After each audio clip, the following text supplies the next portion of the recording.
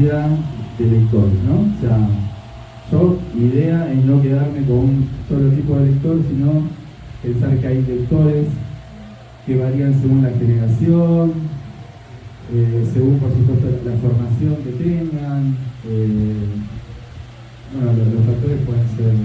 Quizás ahí también podrías un poco mencionar tu propuesta editorial Crack-Up, ¿no? ¿Qué líneas manejas? ¿Cuál es el concepto de tu editorial? Sí. El público, lectora que vas dirigido. La editorial nació, yo trabajaba en ese momento en el grupo Editorial Norma, como decía hace unos instantes, donde estuve 8 años. Mientras trabajaba en Norma conocí mucha gente valiosa del sector, muchos libreros con los cuales entablé amistad. Y este proyecto surgió desde ahí, desde el conocimiento con libreros, y no desde el conocimiento, o mejor dicho, desde la universidad. Si bien yo soy graduado de la carrera de edición de la Universidad de Buenos Aires, de la Facultad de Filosofía y Letras, no inicié la editorial con compañeros de la carrera, que sería como un camino natural, ¿no? Debería ser como un lugar común, decir, bueno, tener un sello editorial con los estudiantes, ¿no? Con la gente que está en la misma que yo, que está formándose, no se dio así, se dio con libreros.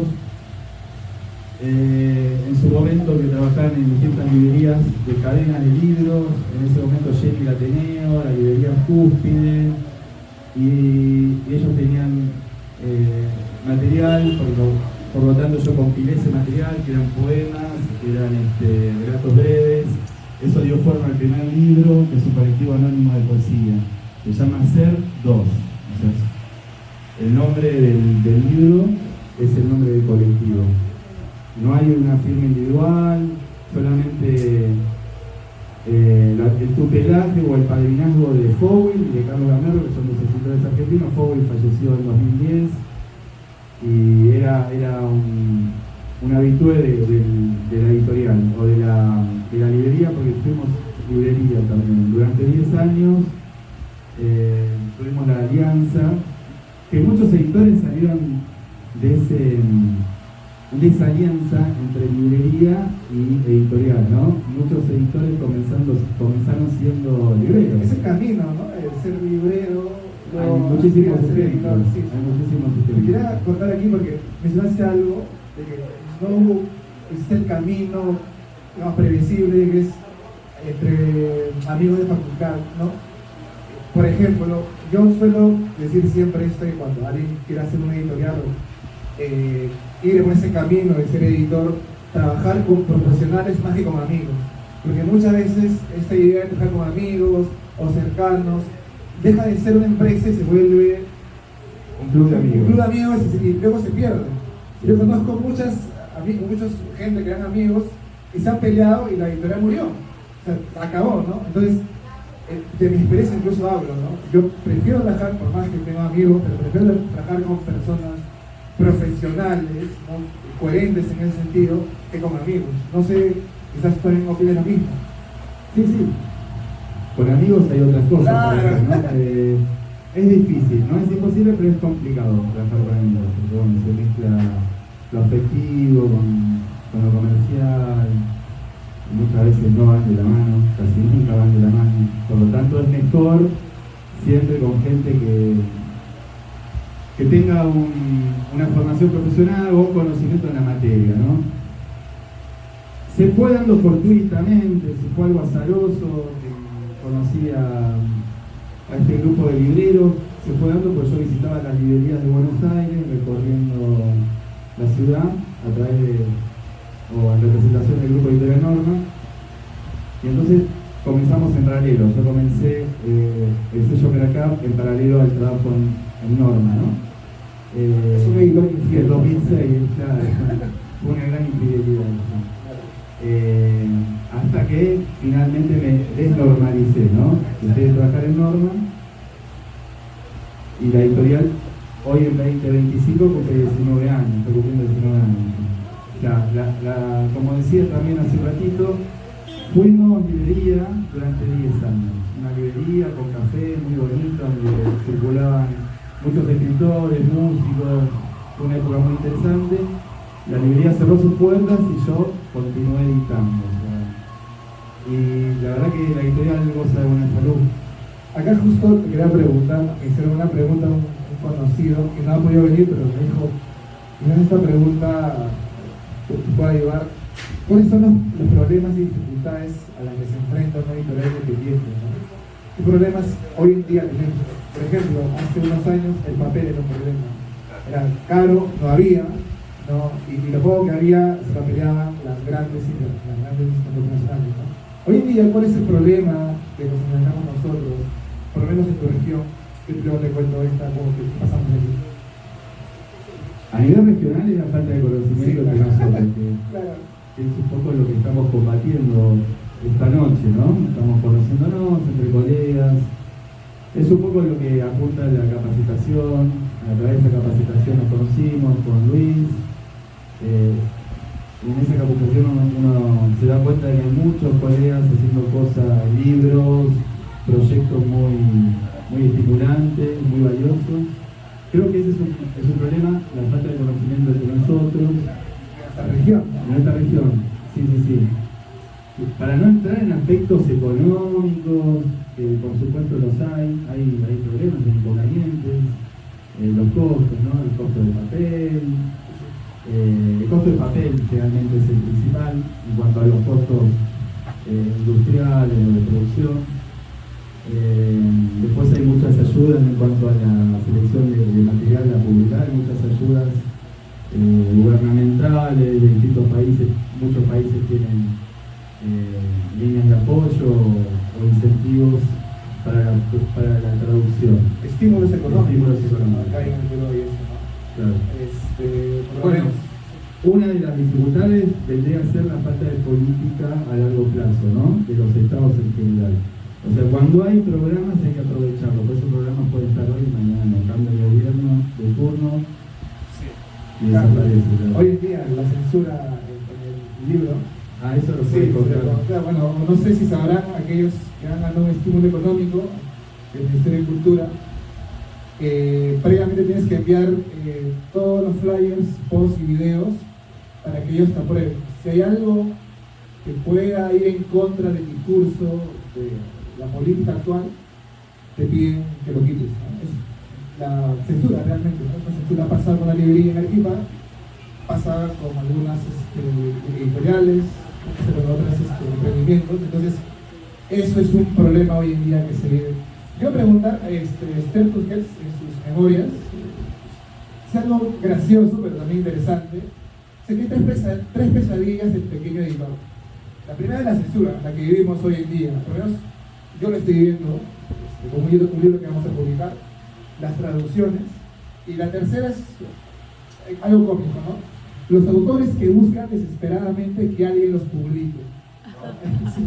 Entonces, pues, quiero agregar algo más. Me acuerdo que Noelia en clase dijo, tus amigos deben entender... Una nota de pie. Acá. Noelia es una de las profesoras docentes de la capacitación que dictamos, ¿no? Ella dijo, claro, tus amigos que saben que el seguidor deben entender que tú no eres una ONG que lo vas a publicar, ¿no? Que eres una empresa como tal, y como una empresa tiene que sobrevivir, ¿no?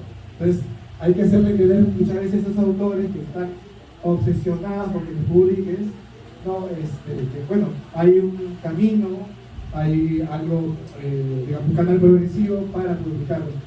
No sé si te ha pasado a ti una experiencia con algún autor, o varias veces quizás. Sí, hay un orden inverso, ¿no? Primero publicar y después escribir. Sí, lo que sí se Vanity Books, hay mucha vanidad puesta ahí. Permanentemente llegan originales de autores, de autoras, ¿no? Que pretenden ser publicados o publicadas, y la verdad que se torna difícil incluso hasta responder, ¿no? No solo leer, que ya eso es terrible, otra vida, sino hasta responder el correo, ¿no? Y la verdad que no soy partidario de responder en automático, de dejar una respuesta automática. Gracias por tu mensaje. Y cambiar el nombre, el destinatario y sale el mismo modelo. Copiar y pegar, ¿no? O sea, como tomarse el tiempo de responder a esa persona. Y una vez que respondo, o sea, uno emite esa respuesta, vuelve. Existe. No, y agradecen en muchos casos, gracias por responderme, pero porque es verdad, hay que ponerse del otro lado. Y ya el hecho de que te respondan es como cuando uno manda una hoja de vida, ¿no? Buscando un trabajo, o sea, una botella al mar, ¿no? Ya que te respondan es importante. Es valioso. Es valioso. Sí, sí. Pero bueno, hay que ser honesto. Tampoco prometer lo que uno no puede cumplir. Te vas a publicar, ¿no? Claro, si bueno, en este momento, por la salida elegante, bueno, en este momento, el plan editorial se encuentra cerrado, cuando hagamos una nueva convocatoria estaré informando. ¿Sabes qué a mí me pasa eso así, ¿no? con la poesía? Tú publicas poesía. Sí. O sea, yo no publico poesía, yo publico o literatura, rescates o ensayos, ¿no? Pero poesía, a ver, no lo publico no porque no me guste, no me gusta tanto, pero no es que no me guste, sino porque no tengo, digamos, los parámetros para evaluar un libro de poesía. Yo no sé cómo, por ejemplo, tú te atreves a publicar poesía y si es rentable publicar poesía. La verdad. ¿Cómo me atrevo? Digo, no, buscando también palabras autorizadas, ¿no? O sea, de gente que tiene quizás más conocimiento que uno y que puede recomendarle que publicar. Tampoco publiqué mucho, ¿no? Son ahora 4 títulos, estoy trabajando en uno nuevo, en un quinto título, son pocos títulos de poesía, pero es relativo. Se dice que tanto la poesía como el teatro son los géneros que nos venden, ¿no? Históricamente, pero de un tiempo a esta parte hay un boom de la poesía, impulsada por los recitales de poesía, por la cantidad de jóvenes que se reúnen a leerse entre sí. Obviamente que eso llevado a los aspectos comerciales, o sea, no se traduce inmediatamente en ventas, claro. Pero está viva la poesía en muchísimas ciudades. Hay un fenómeno interesante. En Trujillo, no es para desdeñar, ¿no? En Trujillo, hay quienes venden, hay poetas sí. que venden. En Trujillo algunas poetas, ¿sabes? Hombre, por la tradición que tenemos, vas a encontrar varios. Incluso acá hay una sección de poesía, ahí vas a ver luego. Otra cosa que quizás podríamos mencionar es cómo está hoy en día, o a qué se enfrenta el editor en el tema de la virtualidad, ¿no? El tema digital. El lector digital es todavía mínimo, ¿no? Sin embargo, hay editores que apuestan por lo digital. Es una alternativa válida, ¿no?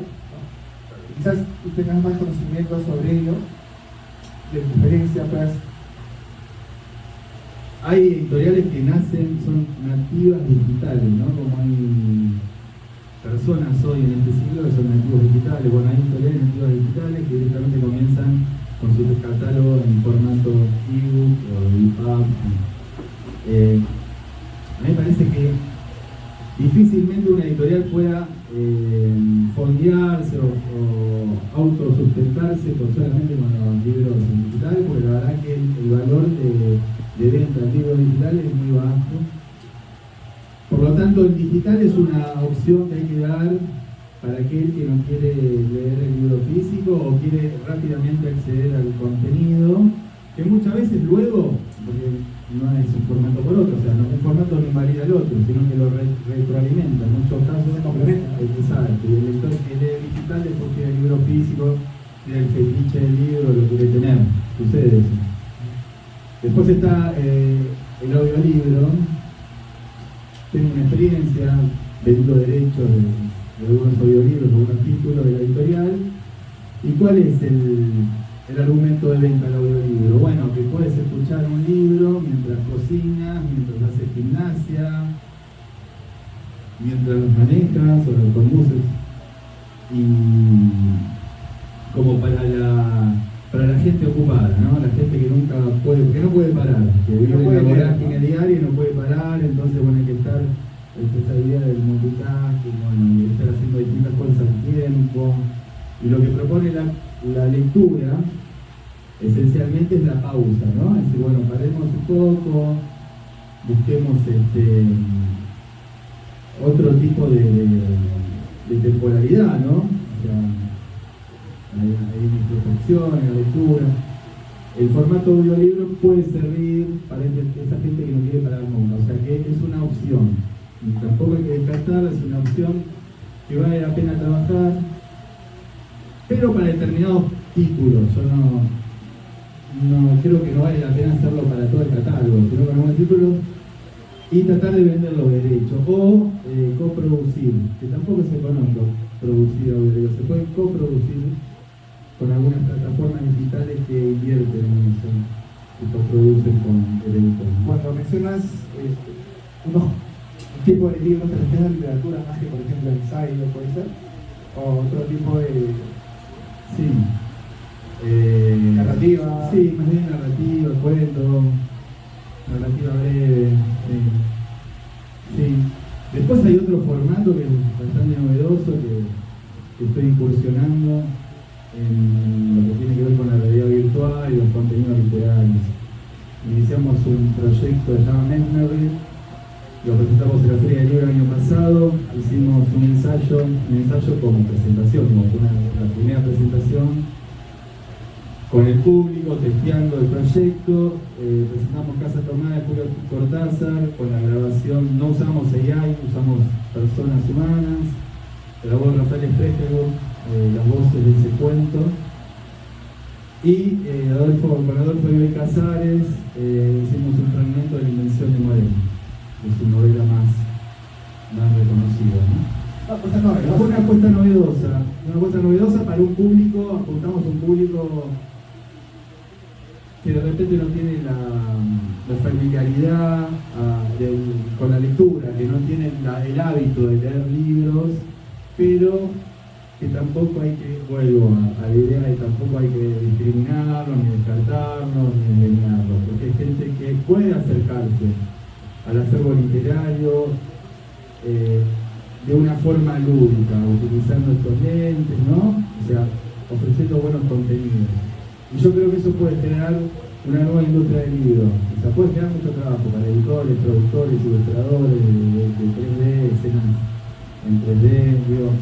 Es algo que estamos probando, porque eso, o sea, que vuelvo a repetir, los formatos no luchan entre sí, no compiten entre sí, se complementan, porque hay diversidad de lectores.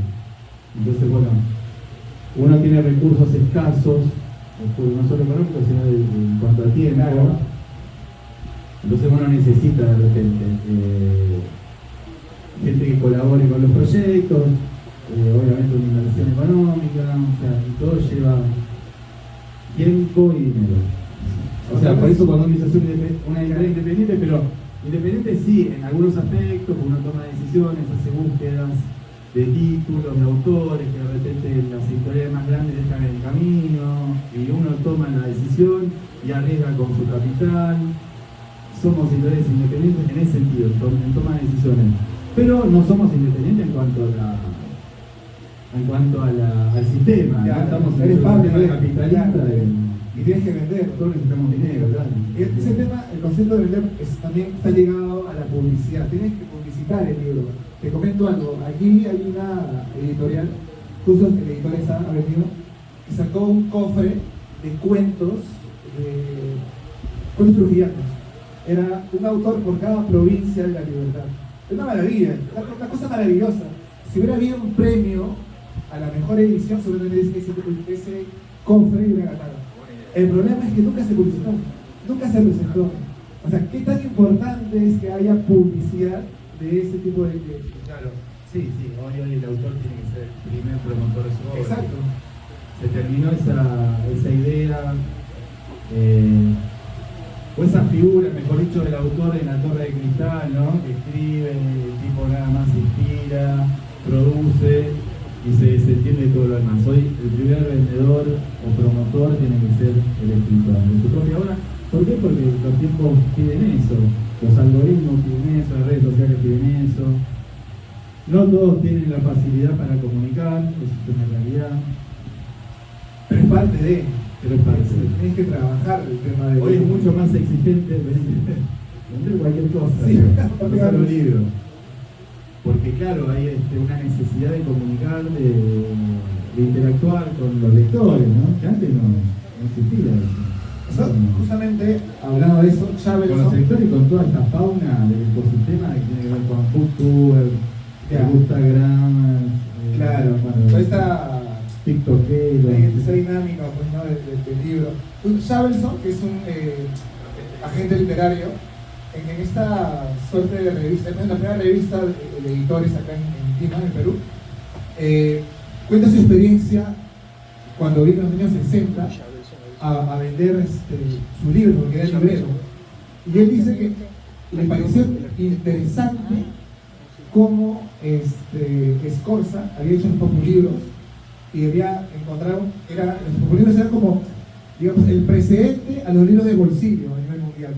Porque además, o sea, él entendió, o Scorza entendió, que no es que el lector vaya a una librería a comprar el libro, sino que los populibros se vendían en carretillas, como se vendían frutas, como se vendía pan. O sea, los comerciantes vendían los libros así andando, y el libro costaba un sol. Bueno, quizás, no dice ahora, es barato, ¿no? Para el época no sé cuánto, en los años 60, la gente podía comprar un libro. ¿Qué libros eran? Eran latinoamericanos, clásicos, universales y sobre todo peruanos, ¿no? Hoy en día es impensable que se publique tanto como en esa época. En el caso de ustedes, por ejemplo, este libro de José Luis Diego, La otra cara de Jano, sobre la historia del libro y de la historia en América Latina, contaba, por ejemplo, que cuando en los años 60, cuando aparece la editorial de UEBA, de Buenos Aires, Universidad de Buenos Aires, llegó al nivel de publicar un libro por día. O sea, cada día publicaba un libro. Y de los años 60 a 66, 14 millones de ejemplares. O sea, 14 millones de ejemplares. O sea, hoy en día es impensable que alguien publique tanto, ¿no? Por ejemplo, yo quiero 500 ejemplares. Un precio, un libro al precio de un kilo de pan, que aparece Tibacó, el centro editor de América Latina, Udeo, un prócer, ¿no? En Argentina, de los editores. Sí, eso fue el sumum de la popularidad del libro, ¿no? Como objeto de cultural, educativo y de entretenimiento. Hoy el libro compite con muchas formas de entretenimiento. Hoy el internet ha venido a quedarse y le ha quitado también cierto espacio al libro. A ver, no es que no es que una cosa le quite a la otra, sino que compiten, ¿no? Están compitiendo. Y el lector a veces sí se ha vuelto de nicho, ¿verdad? Sí.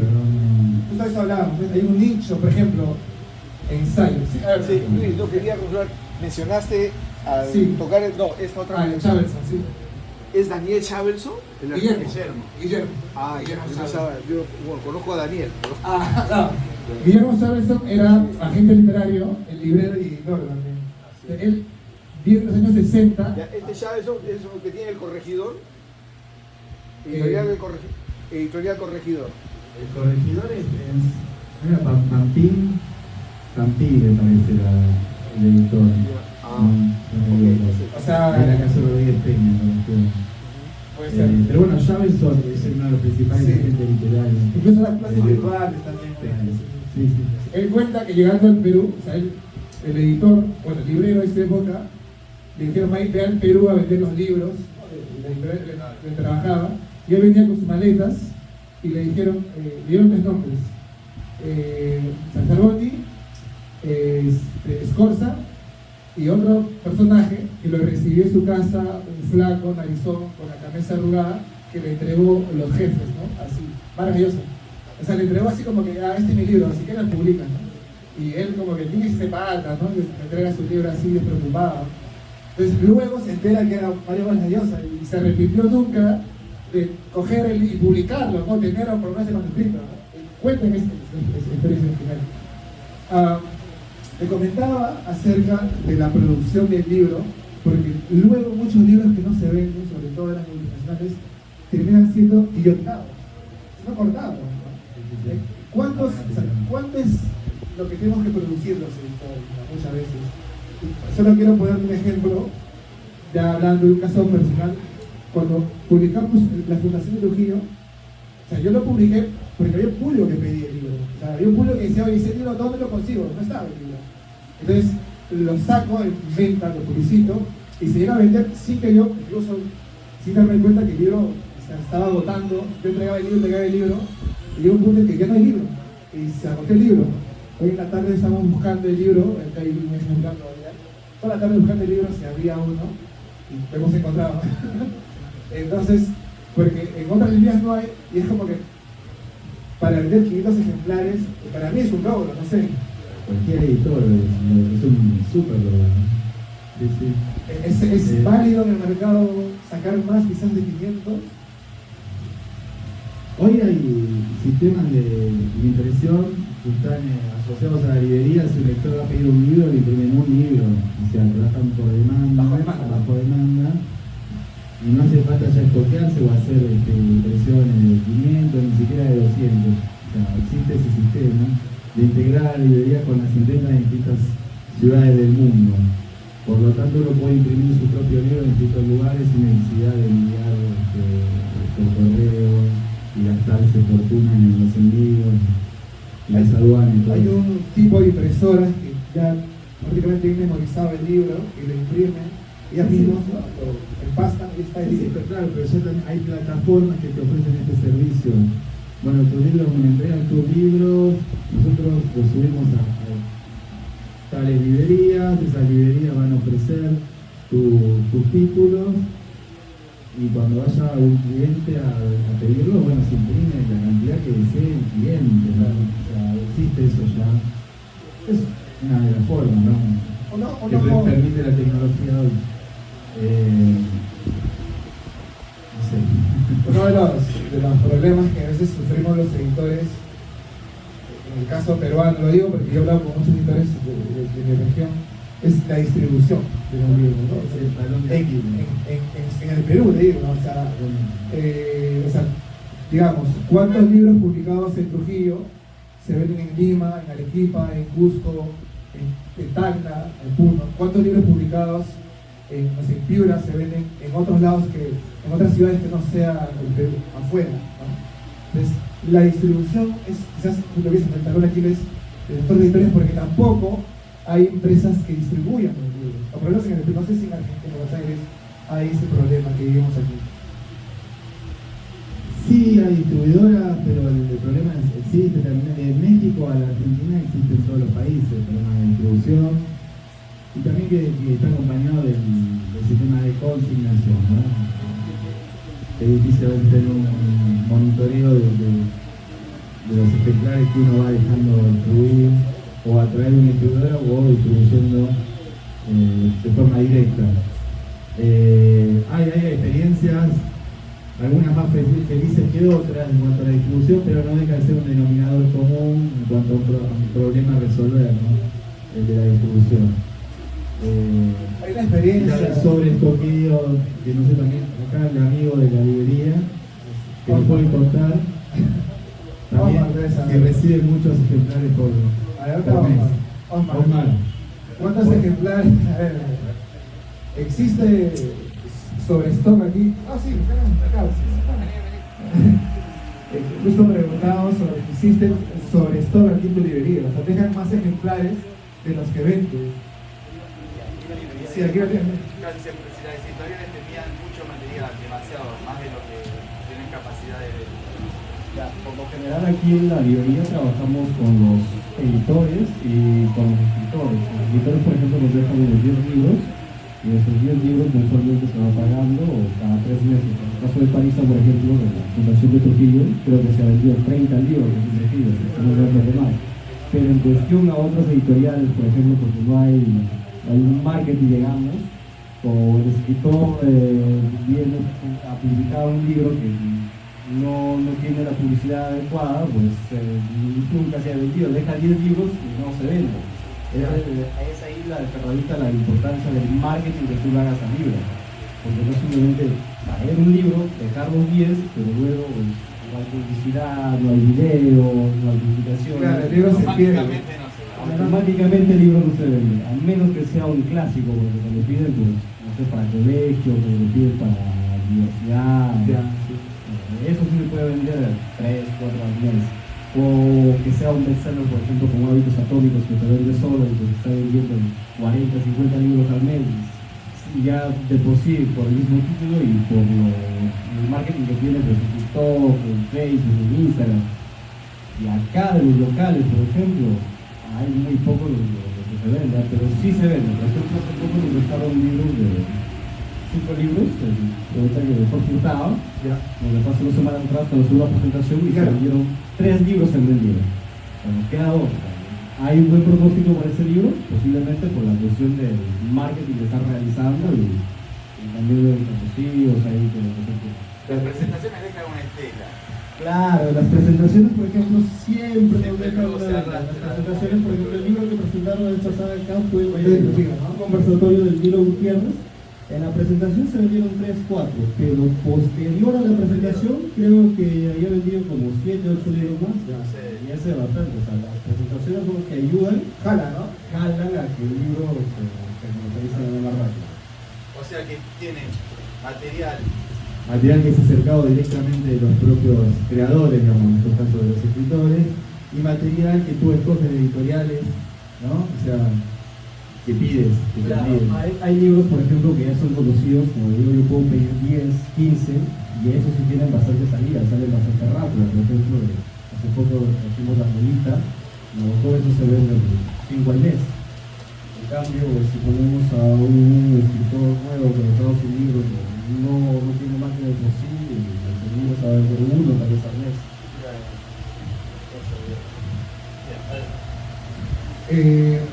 Otro de los temas que quizás tengamos que hablar es sobre la profesionalización del editor, ¿no? Un rasgo particular en el Perú es que no hay formación para ser editor. O sea, hay una escuela de edición que, si bien es cierto, no tiene, digamos, este reconocimiento por el Ministerio de Educación, da cursos o talleres sobre editar, sobre cómo ser un editor, trabajar en el tema de edición, pero no hay una formación como hay, por ejemplo, en Chile, que hay maestría, diplomado, edición, en Argentina, que hay la carrera, diplomado, grado, En la UPI, en San Pablo.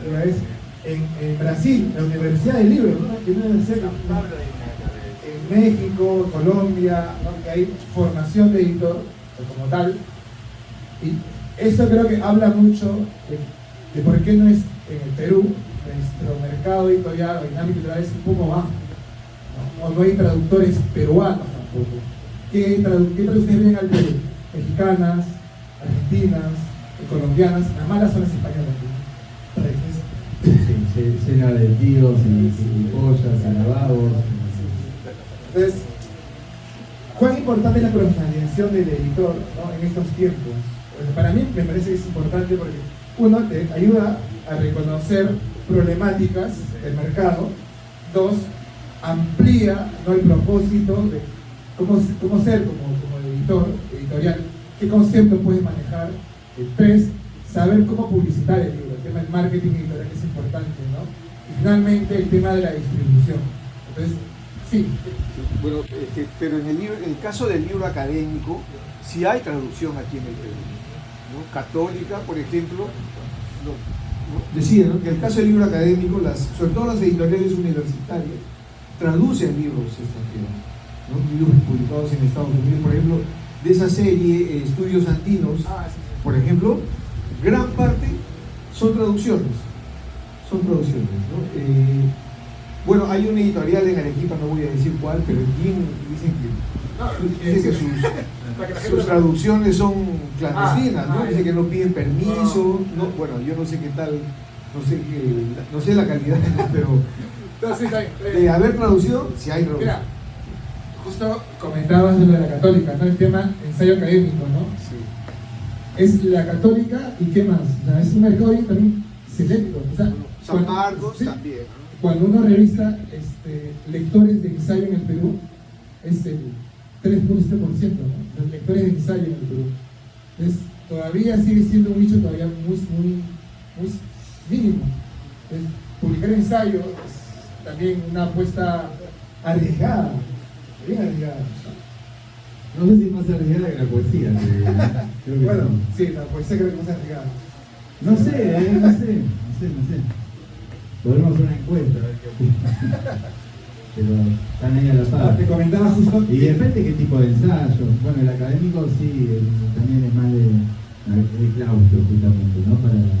Es difícil que eso tenga una comercialización por otros canales que no sean los ámbitos del ámbito académico, ¿no? De universidad, etc. Que eso a veces hay tan buen material que muchas veces no llega al gran público, ¿no? Pero hay sí textos académicos que también, o sea, que tienen esa posibilidad de llegar al gran público. Te cuento justo lo que comentaba el profesor Juan. Por ejemplo, el Instituto de Estudios Peruanos tiene unas ediciones populares de libros sobre los años de Fujimori, sobre Velasco, San Martín, la salida de Castilla.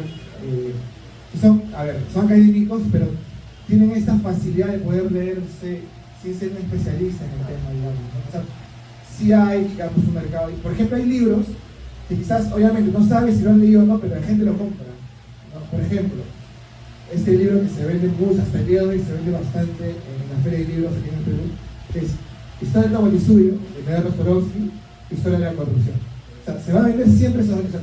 En cualquier feria de libros vas a encontrar rumos de esos libros que se van a vender. Si lo leen o no, yo no sé, pero que sí se vende, se vende. O sea, y yo he leído un fragmento de Historia de la Corrupción que es aburridísimo, pero la gente lo compra. La gente o sea, el lector también es un comprador, ¿no? Sí, compra por impulso, ¿no? Sí, bueno, pero eso también es lo interesante de toda esta profesión, ¿no? Que uno a veces se apuesta a no sé, como va el turf, ¿no? La carrera de caballos, dice, bueno, este caballo tiene que ganar, y de repente es una selección fallida, ese caballo no gana, o no se vende la cantidad que uno había imaginado, proyectado, y de repente publica otro libro sin mucha expectativa y eso también es interesante porque en verdad uno puede profesionalizarse, pero siempre hay factores externos a las decisiones que uno pueda tomar, ¿no? O porque hicieron una película sobre un tema que versa sobre algún aspecto que uno ha abordado en algún libro o sobre un tema particular, uno publicó un libro y de repente al mismo tiempo sale una película o alguien recomienda tu libro, pasan un montón de cosas, te ayudan, pero algunas cosas que son aleatorias, que no se esperan y suceden. Cuando nosotros sacamos el Crack-Up, la editorial se llama Crack-Up por Frances Scott Fitzgerald, autor de Gran Gatsby, y hicimos este libro, una traducción, ya que le habíamos tomado el nombre para bautizar a la editorial, hicimos nuestra propia edición de ese libro, y al mismo tiempo que publicamos el libro, Woody Allen lanzó Medianoche en París, y salían notas de la película y notas de nuestro libro, o sea, relacionándolos. Por eso, no es que hable como Woody Allen, lanzar la película ahora que estoy por publicar el libro, ¿no? Son cosas que suceden y bien no sé. Son elementos externos que ayudan a de alguna forma a vender el libro, ¿no? ¿Cómo está hoy en día el mercado editorial en Argentina? ¿A qué se enfrenta? Te quiero contar un caso de aquí, de Trujillo, en general, Perú.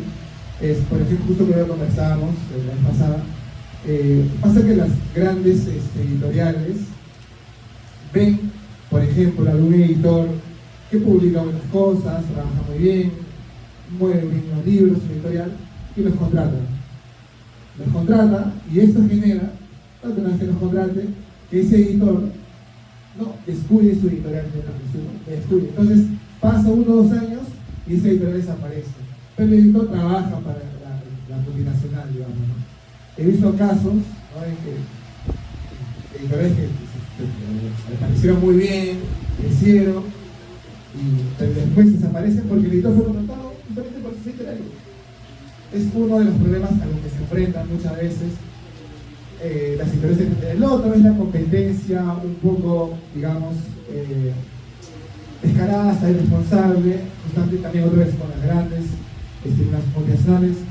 En ferias te ponen ya el libro con 50% de descuento y tú con las justas puedes bajarle un 20, un 1%, no mucho, y compites ahí. Es creo yo, una competencia desigual ¿no? Entonces enfrentamos a este panorama, ¿no? Y finalmente, lo último es, entre nosotros, entre los editores, nos peleamos por los autores. ¿No? Es como que a esos autores ya nos peleamos por publicar a este o al otro, ¿no? Te contaba de este cofre de autores que habían sacado, ¿no? Yo me quedé picón, ¿no? Porque había sacado una cosa maravillosa y le quité luego un autor a esa editora, ¿no? O sea, en buena onda, tampoco es que... sí. Todo estaba pensando, mientras contabas esto pensaba, digo, bueno, en Argentina no es tan factible que vengan a buscar un editor que ya haya comenzado su carrera como independiente, de que lo vengan a buscar y él vaya alegremente a trabajar con la no, porque te enamora, ¿no? no genera, digamos, realmente el que arranca con una editorial independiente es un viaje de ida y sigue ahí. Y el que comienza en una multinacional se queda en la multinacional o se vaya de la multinacional y no va a pasar lo mismo.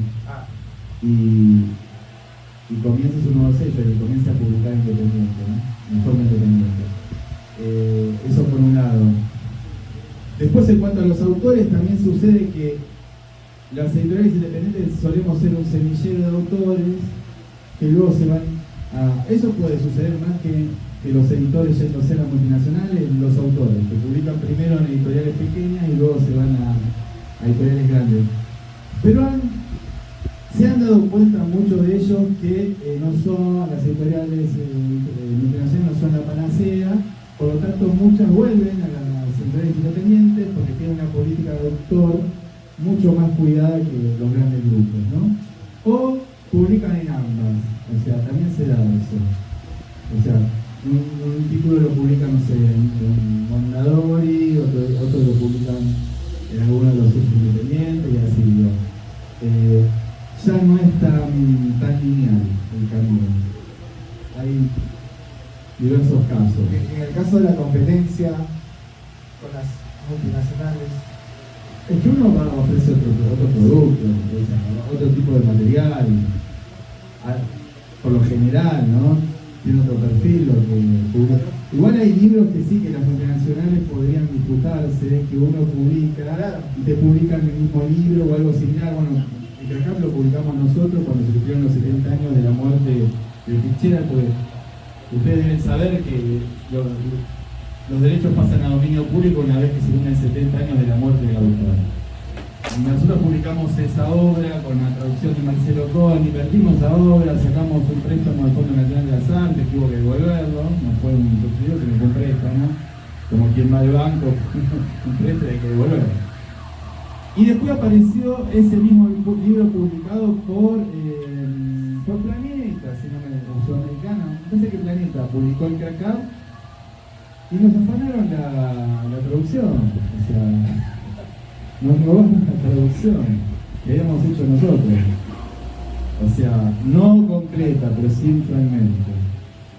O sea, ¿y a cuánto lo vendía? ¿Más barato que ustedes? sí, pero era una obra incompleta, no era la basada en Edmund Wilson, que es la obra completa de ese libro, el Crack, sino que era una obra abreviada, pero era una traducción que en la página de legales decía las iniciales MC, el traductor se llama Marcelo Cohen, ¿a vos qué te parece? No sé, hablamos con Marcelo, ¿qué hacemos? Bueno, al final, no sé, lo dejamos pasar. Pero bueno, como que ellos, las grandes, se toman sus atribuciones, ¿no?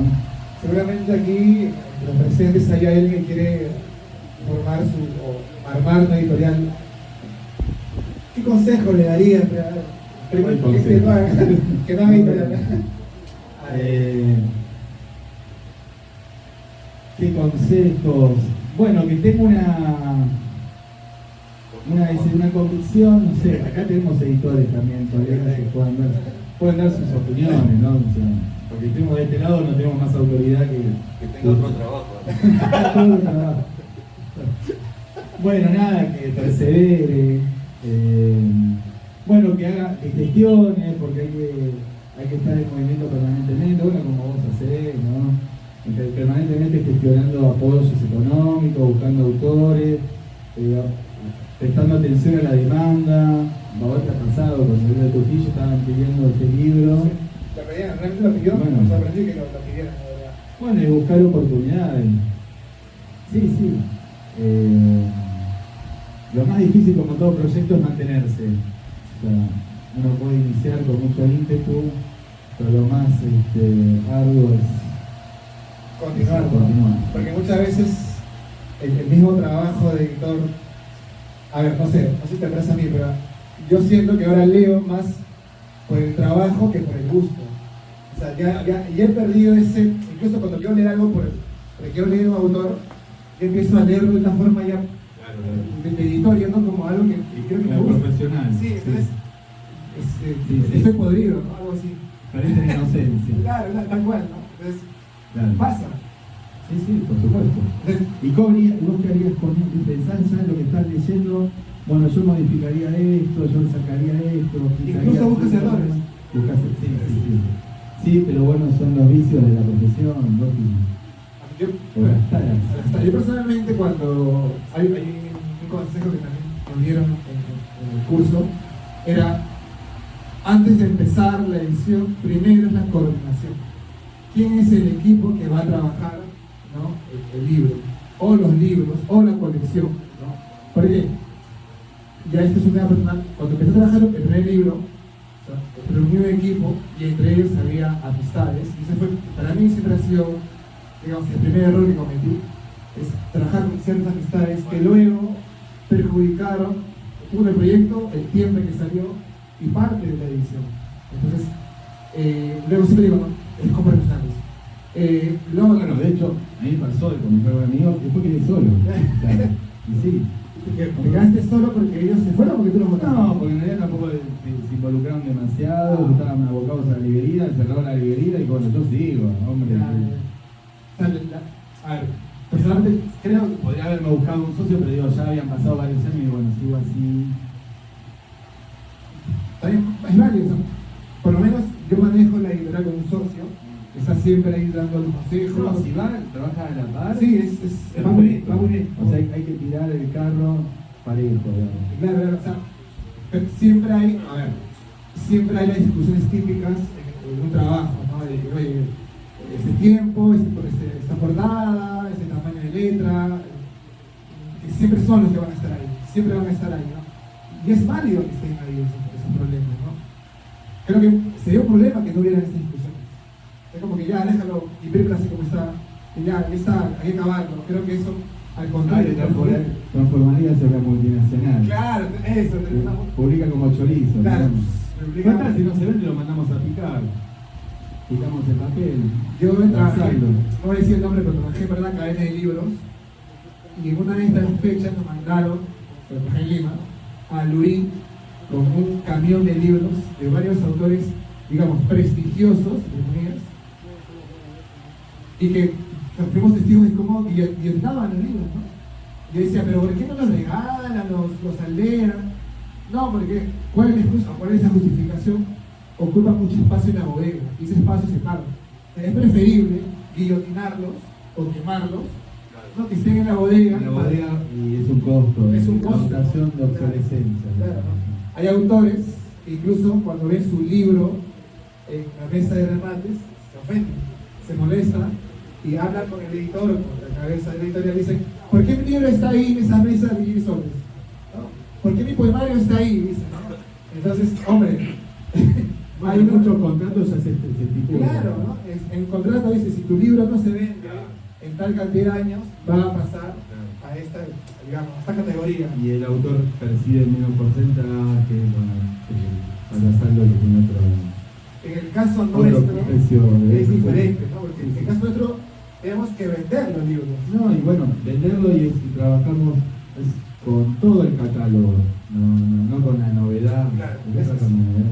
El La catálogo, dictadura de la novedad, que tienen que sostener grandes estructuras, entonces publican para sostener estructuras, ¿no? Que tienen por supuesto costos muy altos. Entonces para justificar esos costos, bueno, tienen que publicar. Y es un poco un sinsentido, ¿no? Porque Claro. muchas veces se canibalizan, digo, directamente no le dan tiempo a sus propios libros para que pues lleva el tiempo de que la gente los conozca, que el librero los conozca, los pueda recomendar, digo, lleva un proceso cada título. Claro, y el librero a veces se siente como que abatido de tantas novedades, ¿no? Abrumado, sí, Claro. sí, totalmente. Y- Acá hay un librero, Sí, justamente, sí. quizás se pueda dar su experiencia. A ver. Que estés abatido con las novedades que llegan a la librería. Osmar, no te vas a despedir, no te vas a despedir. Puedes comentar, ¿no? Algunas novedades que te han abatido, que has sentido como que. O que llegan en gran número, ¿no? Como demasiados títulos o demasiados ejemplares para la capacidad de venta que tienen. Mucho material. En muchos casos las editoriales utilizan las librerías de depósito, de bodega. Claro, Claro, y más que todo, si no tienen el marketing, obviamente, ese libro va a crear polvo, y hay varios libros que están para crear polvo, y ese es un gran problema porque hacen espacio. Y bueno, a veces que las personas vienen, observan, y bueno, ni siquiera preguntan por otros libros, y eso es un poquito, ¿no? ¿Por qué? Porque el mismo autor no pone ahí las manos a la obra, ¿no? para que su libro pueda estar en boca de todos, tal vez, ¿no? Y puedan noticiarse y puedan El autor o la editorial, ¿no? Claro, obviamente, Claro. porque trabajan ahí a la par. Claro. Gracias, compañero. Hablabas del catálogo, justamente Calazo hablaba de la forma de la editorial. Y dice que la forma justamente es el catálogo que uno presenta, ¿no? ¿En qué catálogo quieres presentar tú? Bueno, para los que quieran iniciarse, esa es la clave, ¿no? ¿Qué catálogo quiere presentar? ¿Qué autores les gustaría publicar? ¿De qué orígenes? Una mirada más universal, una mirada más local, más regional. O sea, hay que tener determinadas premisas. Después te va llevando, o sea, porque lo que decía antes, off the record. Digamos, el trabajo del editor no solo es lo que sale a la luz, lo que se publica, sino lo que queda en el camino también. Aquello que se gestionó, que se trabajó hasta cierto punto, pero por H por B no se publicó, por algún motivo no se terminó de publicar, pero hace a la profesión eso, ¿no? El hecho de aquello que no se ve, de que no se publica, también forma parte del trabajo. Y aquello que de repente inesperadamente llega, porque también de tanta gente que te envía material y de repente algo te llamó la atención, lo abriste y lo terminaste publicando. A mí me pasó que de publicar un libro en 6 meses, en la pandemia me mandaron una novela, me mandaron el primer capítulo de la novela y bueno, me encantó, le dije, mándame con el libro completo y antes de fin de año, de ese 2020 tan difícil, lo publicamos. O sea, y no sabía quién era el autor ni nada, o sea, puede pasar, o sea, por eso digo, tampoco cerrarse a esas oportunidades azarosas del destino, ¿no? O sea, debe ser también por un elemento que es el estudio del mercado, ¿no? Cuando hicimos Ritmo del Mar, hicimos un equipo, dijimos, ¿qué no se publica en Trujillo? ¿Qué es lo que no hay? Obviamente poesía no íbamos a hacer. Narrativa narrativo, ¿no? Dije, no hay ensayo, porque no hay ensayo en Trujillo, no hay. Entonces aposté por el ensayo. O sea, dije, bueno, vamos, y no solo eso, ¿no? Hay que saber impulsar el ensayo, hay que saber vender también el texto. Entonces armamos un programa de cómo tiene que ir el orden de la publicidad, ¿no? Hay un número que tiene que ser post-flyer, pero cada post-flyer o video tiene que comunicar con el otro, la cadena, ¿no? Para que cuando salga, digamos, luego la preventa, la gente ya sepa, esté interesada, ¿no? en lo que se va a vender, ¿no? Y posteriormente la presentación. Muchas veces me dijeron, pero vas a ver ensayo en Trujillo que no se va a vender, que no compra.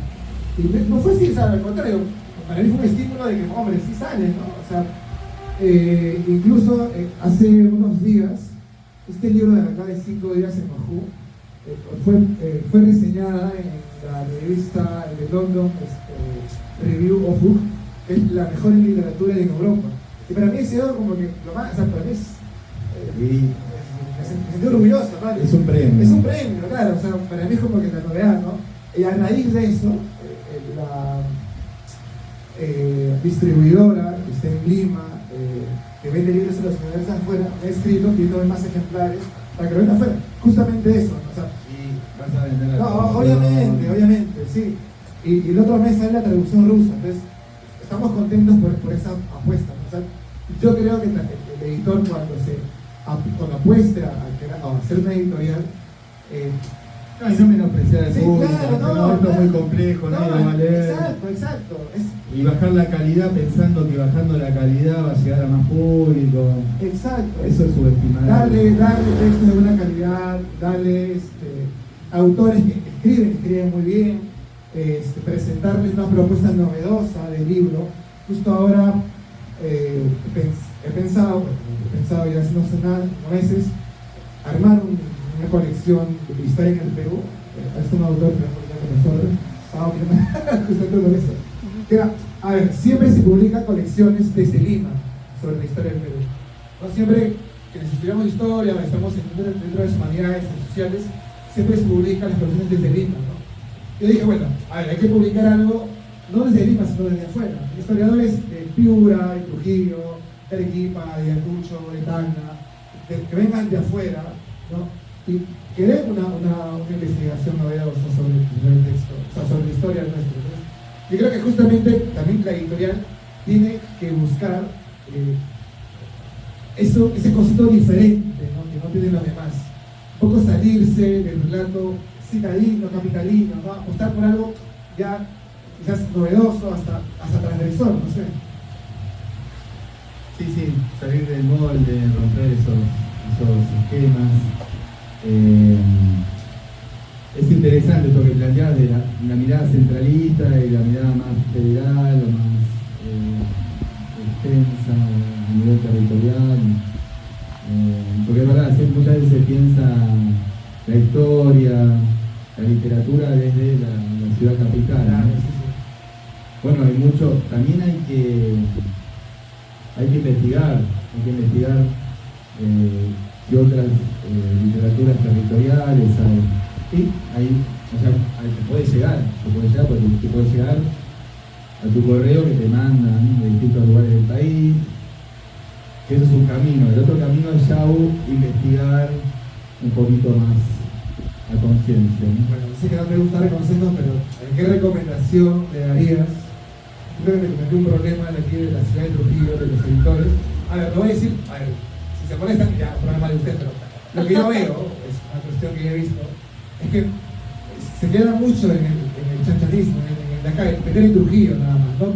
Salir como que le das miedo, le da como que, no sé, si venden libros afuera, ¿no? Entonces, ¿qué recomendación hay? Como que, hombre, sal de aquí. No sé acá porque quisiera saber si hay ferias de profesores. Sí hay. Ya hay ferias en todas partes, en pueblos, en ciudades grandes. Ese es otro problema que hay en Trujillo. Digo, porque hay mucha avidez fuera de las ciudades, de las principales ciudades, hay mucha avidez porque como llega menos, las grandes ciudades están saturadas de repente de oferta, y en aquellos lugares donde llega menos material hay mayor avidez por la lectura, por la música, en general por el consumo cultural. Hoy en día acá en Trujillo hay un problema, hay una pelea municipal entre la Cámara Libertaria del Libro con la municipalidad por el espacio para hacer la feria de libro, ¿no? O sea, hay una pelea, a veces creo yo que hasta infantil, porque serían niveles de debate mínimos.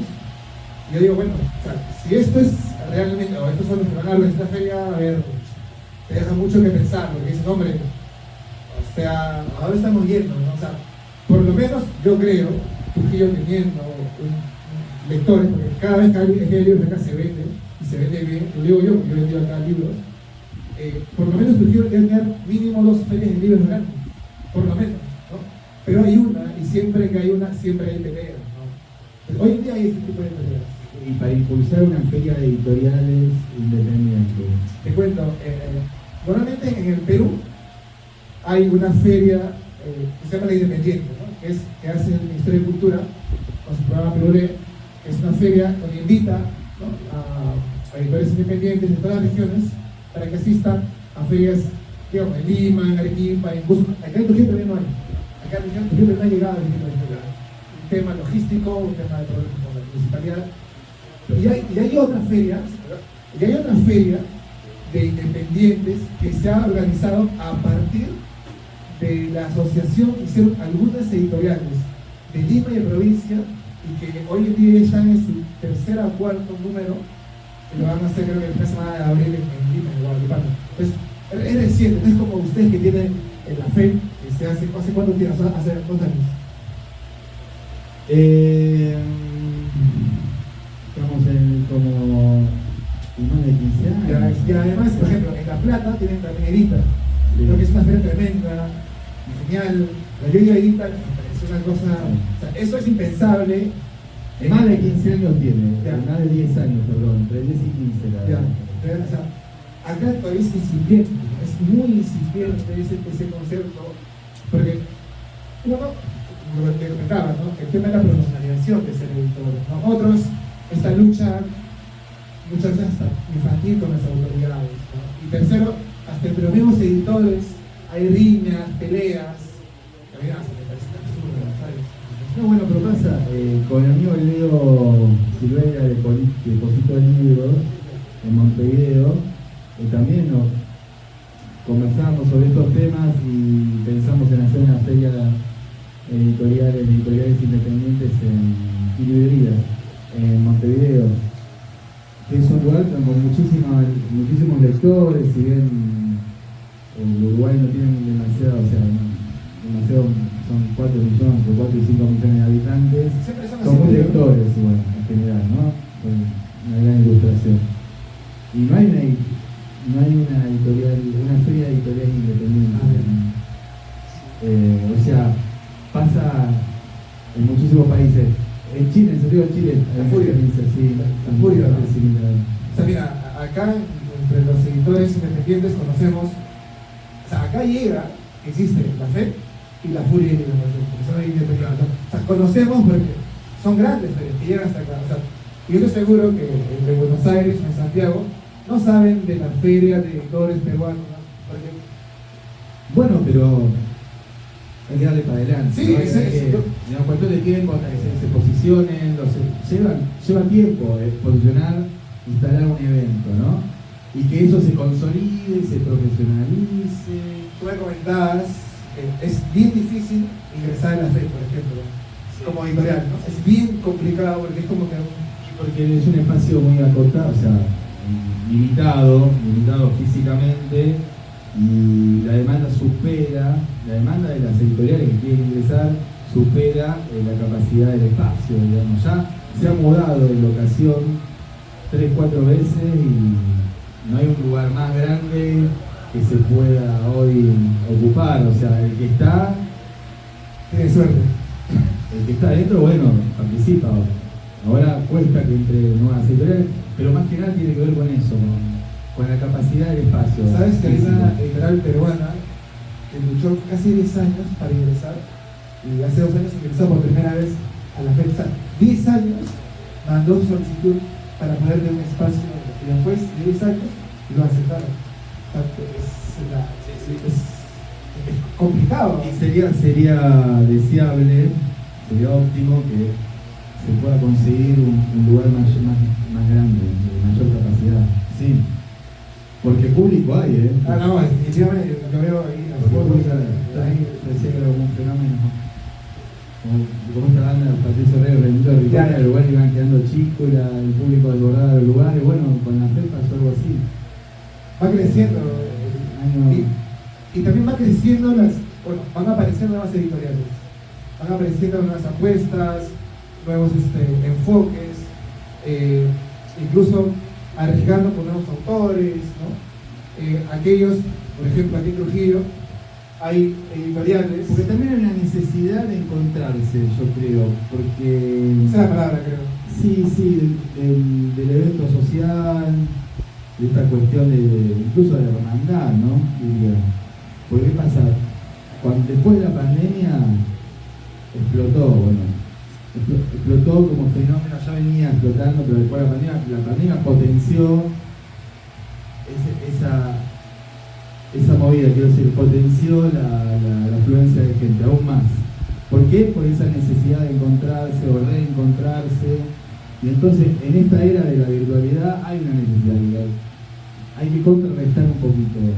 Yo, que por un lado digo, bueno, hay un formato que estamos desarrollando que tiene que ver con la realidad virtual, pero bueno, por otro lado, también reconozco que hay una necesidad de la cuestión gregaria, ¿no? Del encuentro. La pandemia trajo también cosas buenas, ¿no? Que aumentaron las editoriales y que el público leyera. Yo por lo menos creo que mi mejor época en la que más leí fue en la pandemia. Cerré en casa, leí en cantidad. Y las librerías también se potenciaron, ¿no? Sí, pero ese aislamiento también produjo que la gente necesitara después encontrarse en lugares, porque va más allá de la compra del libro, sino que tiene que ver con el intercambio, las interrelaciones, qué es lo que se genera en esos espacios, ¿no? Y buenísimo, y celebro que haya representantes de distintos países, ¿no? Cada vez más. Hay un cáncer en el Perú y es la copia del libro. Ah, bueno, ese es histórico. Creo que tú me comentabas, ¿no? Sí. Que bueno, con la editorial Norma pasaba eso, me decían, bueno, en Perú hay tantos ejemplares de los libros de Chopra falsos. Eran más publicados. Chopra, Hoyo, bueno. Por supuesto no se pirateaba cualquier libro, sino claro, que los más vendidos. Pero era mucho, me decían, no, hay un problema en Perú el tema de la falsificación. No, hay una industria por falsificar libros sin cantidad. Ya que se nos está haciendo corto el tiempo, sí, vamos a abrir el micro para quienes quieran preguntar, dar una opinión o comentario. Acá el hombre ha llegado presto a responder todas sus dudas. Usted también. Yo quería comentar lo que mencionaron, el editar los libros de provincia, ¿no? Claro. Y yo creo que, bueno, aquí en el Perú ha habido ya esa experiencia, aunque las editoras eran consideradas como centros limitados en provincia, ¿no? Es el caso de Bartolomé de las Casas en Cusco, ¿no?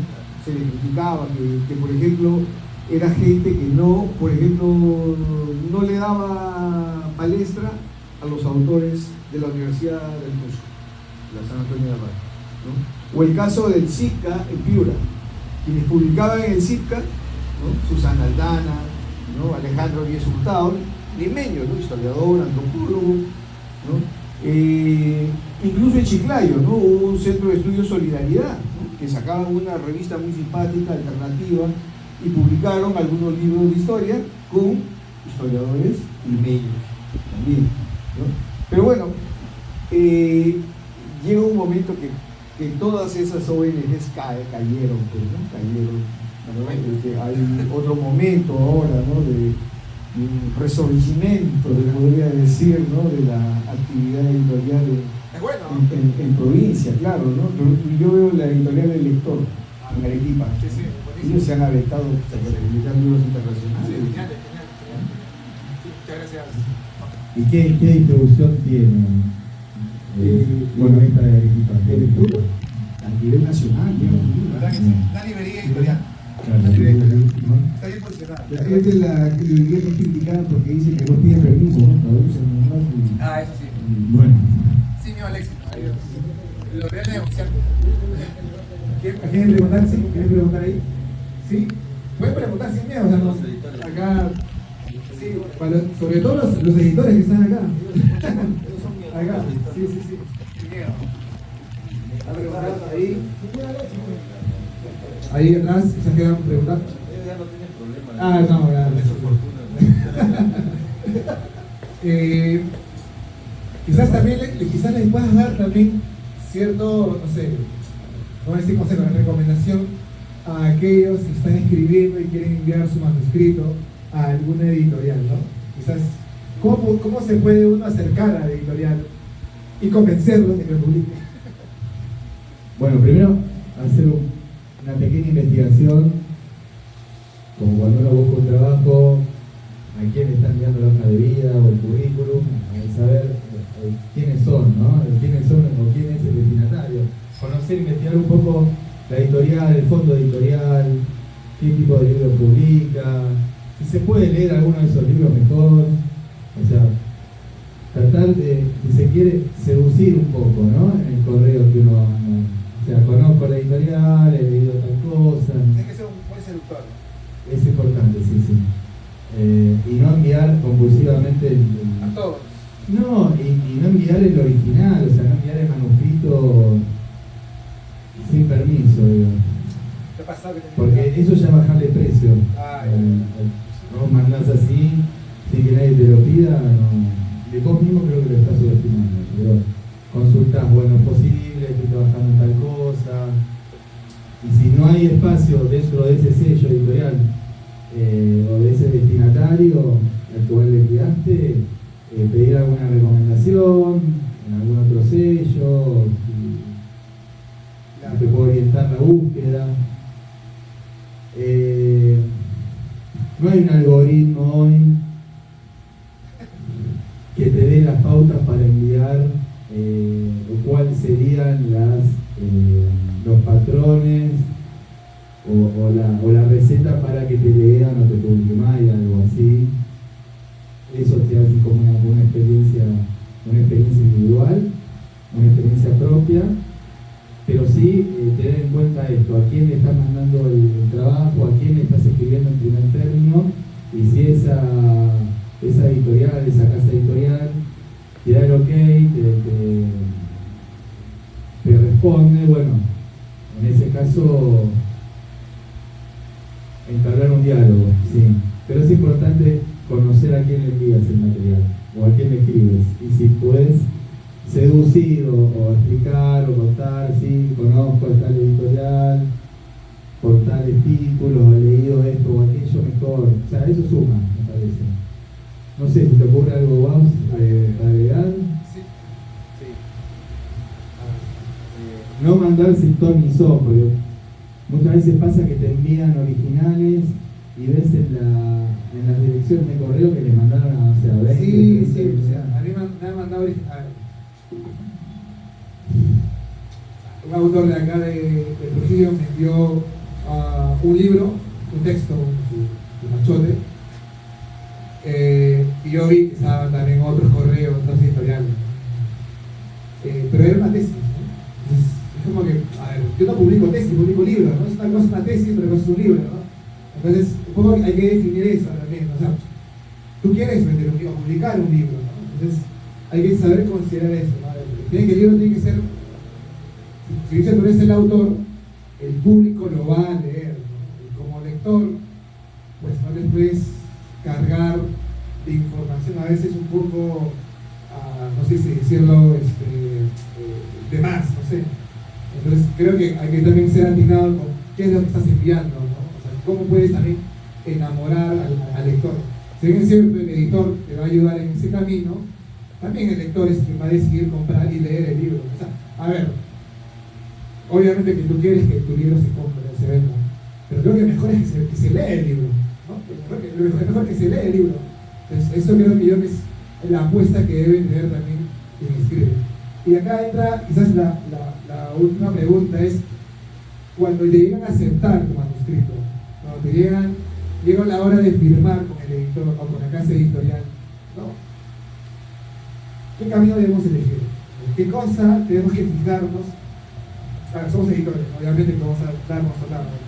¿Qué caminos tienen que hacer, o qué cosas tiene que hacer ver el autor antes de firmar un contrato? Primero los derechos, obviamente. No, sí. Primero, los derechos, obviamente. Sí, los derechos, por supuesto, los porcentajes, los plazos de pago, las muestras que se entregan de cortesía, bueno, las cláusulas que tienen que ver con la venta de derechos de autor a traducciones, a los derechos subsidiarios que tienen que ver con la producción de su propio contenido literario a otros formatos o otros lenguajes, o sea, el audiovisual, que ese libro de repente se va a adaptar a una película, que ese libro se va a generar un podcast, o sea, cualquier otro formato. Hay que establecer el autor tiene que tener en cuenta todos los formatos habidos y por haber. Claro, Que hoy existen, ¿no? Porque hoy tenés el audiolibro, ya hemos hablado, el ebook, los podcasts, este otro formato que, bueno, que si nos va bien con este proyecto sería como una plataforma, sería la lectura inmersiva, o sea, plataformas de lectura inmersiva con realidad virtual, o sea, contemplar todos esos formatos y que cada uno de esos formatos se establezcan las condiciones, ¿no? Los porcentajes, cómo van a ser el pago de regalías, y que cada formato también tiene sus particularidades, no todos tienen las mismas condiciones, ¿no? O sea, incluso el tiempo que ese contrato va a durar, ¿no? 3, 5 años, 7 años. Eso es fundamental, sí. ¿Hasta cuándo ese texto le va a pertenecer al lector o a la casa editorial, ¿no? Ariel, antes de terminar, agradecerte por esto, quizás quieras mencionar una semblanza de tus libros que has traído aquí para que el público conozca de qué lo que traje es una pequeña muestra o muestrario de algunos títulos, o sea, varios títulos quedaron en Lima, traje por una cuestión de también hablando de limitaciones físicas, bueno, lo que cabía en esta mochila, entre otras cosas que tengo acá, bueno, traje algunos libros. Es un popurrí, es un libro de cuentos de Serena Wood, que son 3 novelas de temas muy actuales, muy contemporáneos, con una sensibilidad muy femenina, narra la autora. Primero un cuento sobre una mujer, una muchacha que es narrada por otros hombres. No tiene voz, ella no habla, pero es hablada por diferentes hombres que la conocieron a lo largo de su vida, en distintos momentos de su vida. Es el libro de Serena Wood. El segundo cuento es un contrapunto entre un veinteañero y un cuarentón, habla sobre los cambios culturales, los cambios tecnológicos, los tatuajes, la banalización de los símbolos, qué era tatuarse en los años 90, qué significa tatuarse hoy. El tercero sobre micronazismos o nazismos de ascensor. La autora de origen judío se cansó de ver elásticas en el ascensor de su edificio y comenzó a intervenirlas con el sticker de Hello Kitty. Tapaba las elásticas con el sticker de Hello Kitty. Y a partir de eso emprende una investigación sobre por qué una persona hoy, en el siglo XXI, en ese momento salió el libro en el 2017, ¿por qué se le ocurre hacer estos dibujos, ¿no? O dibujar estas imágenes? Claro, ¿por qué? ¿Qué moviliza? Después, al poco tiempo y pandemia mediante, nos dimos cuenta que había mucha gente que se estaba volcando a lugares muy extremistas, ¿no? Y peligrosos, pero bueno. Hay consecuencias ahí. En fin, bueno, la verdad que es un muy buen libro de cuentos. Esta es una novela de Nelson Díaz, un escritor uruguayo, al que denominan el último Dark o el hombre de negro. Es un beatnik, muy influenciado por Barrow, Kerouac, Ginsberg y toda esa cultura beatnik. Son 3 novelas en un solo volumen. Él sacó las 3 novelas en distintos momentos en Uruguay. Nosotros las publicamos en Buenos Aires en un solo volumen. Mariel Manrique es una poeta argentina muy brillante, realmente. Es muy buena, ¿sí? Este libro presentó Fowl y le gustó tanto que él mismo se ofreció a presentarlo cuando teníamos la librería de Palermo. Su primer libro es La constelación de Andrómeda, está Patti Smith en la tapa. Pedí permiso al fotógrafo para usar la reproducción de la imagen. Un fotógrafo italiano de moda, le pregunté si podíamos usarlo. Bueno, ¿sí? Hay que tratar de pedir permiso a lo posible. Tratar de pedir permiso, sí. Este es el segundo poemario de ella, Rehenes. Este es un libro de Walter Lescano. Es un ensayo sobre la influencia de la literatura argentina en la obra de Bolaño. Cada capítulo menciona a un escritor que ha sido influyente en la obra de Bolaño, todos argentinos. El libro lo publicamos con apoyo del gobierno de Chile. Esto es importante, que tengan en cuenta los apoyos, si van a comenzar a publicar, que tengan todos los apoyos que hay en el mundo para traducir escritores. Porque son las- políticas culturales Las embajadas que sí, funcionan. sí dan estímulo. Sí, para- sí. tengo claro que las embajadas. Embajadas y organismos culturales de los países, sí. Organismos estatales, sí. Pero podemos hablar de países Corea, China, Rusia, Canadá, Portugal también. Portugal, yo publico en portugués, sí. Este libro lo traje hoy Joao Tordo, que no tengo que usar a Mago en 2009, hicimos la traducción, las 3 vidas. Después hay más libros por ahí abajo. Es un ensayo de un escritor ecuatoriano que publicamos el año pasado, Andrés Lazo Ruales es el escritor, sobre literatura argentina y literatura ecuatoriana, Juan Montalvo, Juan Bautista Alberdi, encarga un diálogo epistolar con estas dos figuras del siglo XIX. Geniol, que fue un performer de los años 80, de la contracultura del rock de los 80, se enfrentaba con los violadores, con Sumo, vivió con Luca Prodan en la casa, en un tema que se llama La Rueda Tarada, en una parte canta, en son 2 puntitos, con acento finito. Un personaje total que estuvo preso en Siberia 2 años. Lo engancharon con una valija traficando mercurio, lo detienen en la KGB en Moscú y se comió 2 años preso. Por mercurio. Sí, Por mercurio. estuvo en Siberia con un peruano, eran 2 latinoamericanos nada más, el peruano y él. Era un representante del Perú Negro, que era una compañía musical, ¿no? Mira, claro, de San Mateo, pero. Y bueno, cuentan lo que es vivir en un gulag en los últimos años de la Unión Soviética. Él solo sobrevive a eso porque está un tipo muy especial. Y después por ahí, ¿quién más? Vicente Lull, que es un poeta, era un poeta cordobés que se suicidó en 2012, lo que sería un poeta maldito, es un poeta de culto, que escribía sobre distintos temas de la vida y de la muerte.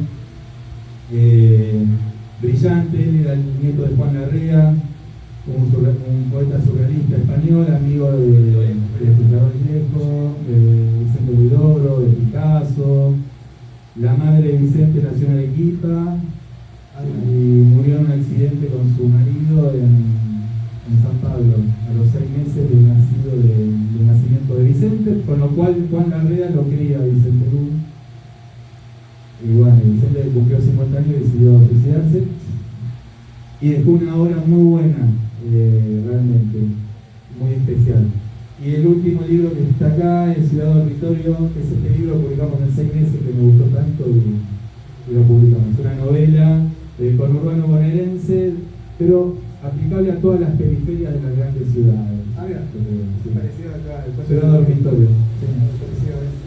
¿Puedes contar sobre eso? No, sí, el libro de Cuentos de Trujillo justamente habla sobre sectores marginales de Trujillo, entonces 30, 40 por ahí, básicamente lo mismo.